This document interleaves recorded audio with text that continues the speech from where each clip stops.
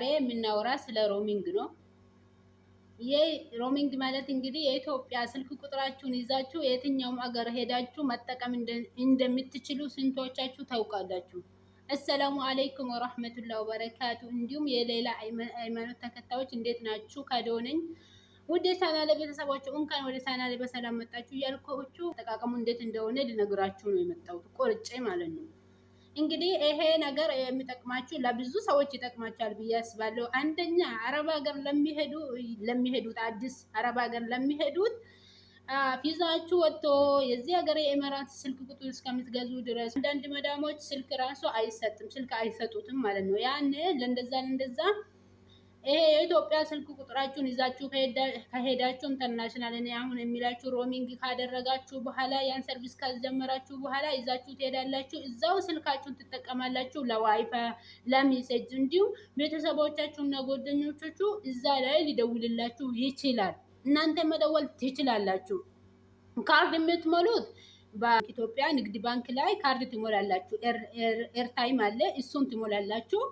ከዛ ትጠቀማላችሁ ማለት ነው። ልክ እንደ ኢትዮጵያ ላለ ሰው።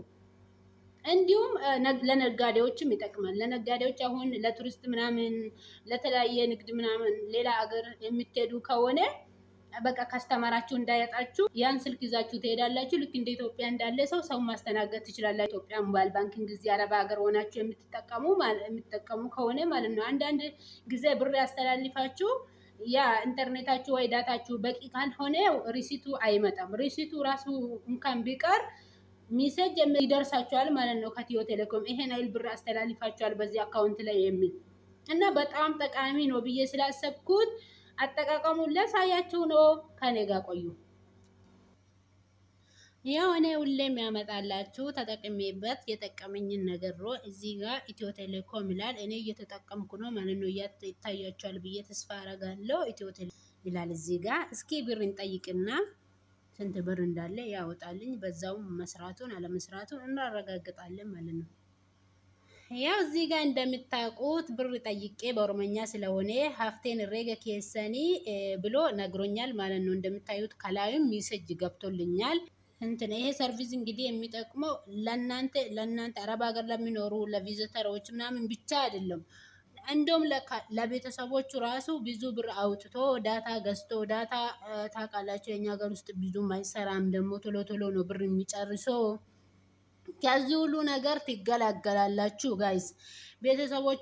ቤተሰቦቻችሁ ሀገር ውስጥ ተቀምጦ በትንሹ ፓኬጅ በ5 ብር ጀምሮ ወደ እናንተ መደወል ይችላል።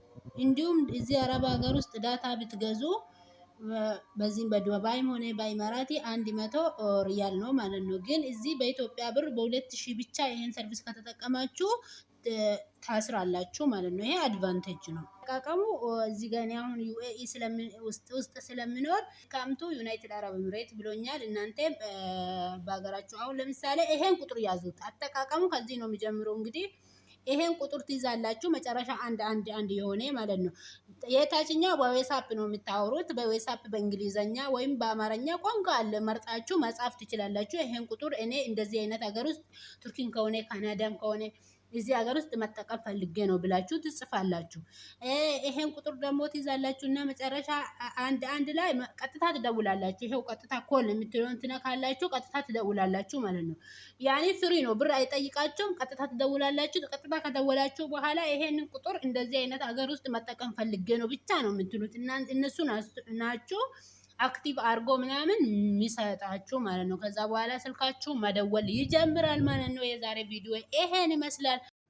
ላይክ፣ ሼር፣ ሰብስክራይብ እያደረጋችሁ አበረታቱኝ። እንዲሁም ሀሳባችሁን ኮሜንት ላይ ጻፉልኝ። አመሰግናችኋለሁ ከኔ ጋር ስለቆያችሁ።